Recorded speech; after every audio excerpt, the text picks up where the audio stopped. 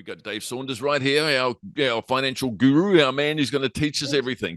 Hey, Dave, welcome. Hey, look, the other thing is we've seen the government back off on its GST on our Kiwi Saver. And look, that was a bit of a shocker for us all. But what does that mean? Do you reckon they're going to come at us with more taxation somewhere else? The short answer is yes. The long answer, I'll back up a touch. I think the GST on Kiwi Saver fees, because it was only the fees, really got blown out of proportion, and I don't think there was much fact checking, and some of the figures that were bandied about I just think were made up. So at present, financial services are excluded from GST. And essentially the government was saying, well, where do we define these financial services? Should we shift it in a touch? Now, I don't think it was a smart idea. I think we should be incentivizing people, put more into Kiwi Saver.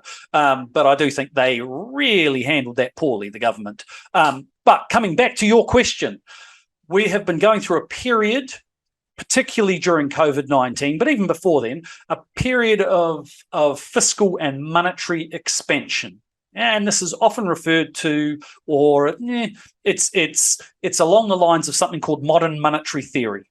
And what modern monetary theory says... What's it mean by expansion, Dave? Like, does that mean that... Because we all know the spending... Spraying around.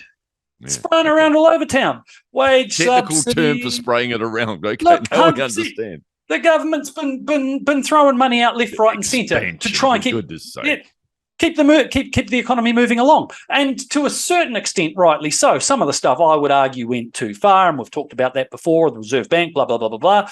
Anyway, there's a thing called modern monetary theory, which basically says that a country with its own currency can print as much money as it wants, which is kind of what's happened.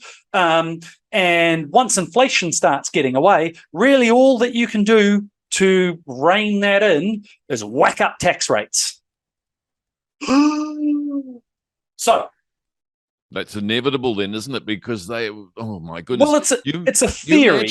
Imagine when the next year, do they have to, I think they have to open their books before the election, don't they? Yep.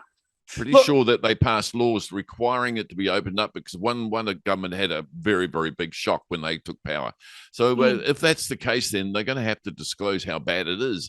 Well, look, I guess there's been no secret that we know of how bad we are. We are in debt. And it's not so much that the government's books are in bad order. That's I don't think the case.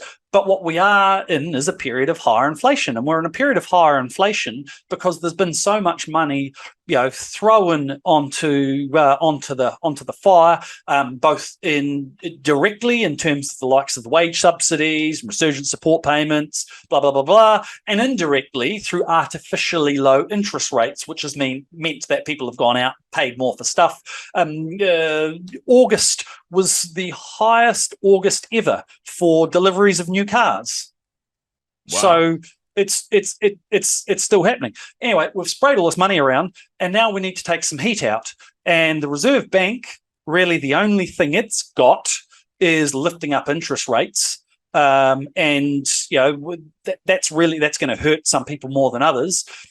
The government, if they've taken a page out of the modern monetary theory playbook, which they seem to have, then what it says is the only solution is when inflation gets away, is that you have to increase taxes. And that, I think, is going to be a very bitter pill to swallow for a lot of us who, a lot of businesses, a lot of people were going, give us more money when the times were tough, but now it's time maybe to go back the other way.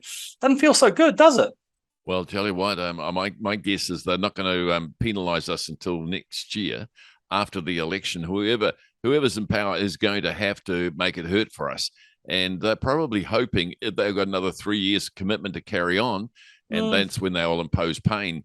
If not, the new government's going to come and impose pain. I'm not looking forward to next year, Dave, but look, it's a reality. I hate an election year in general. I hate an election year in general because all the politicians lie and they're all on TV all the time, and it's a bloody pain in the backside.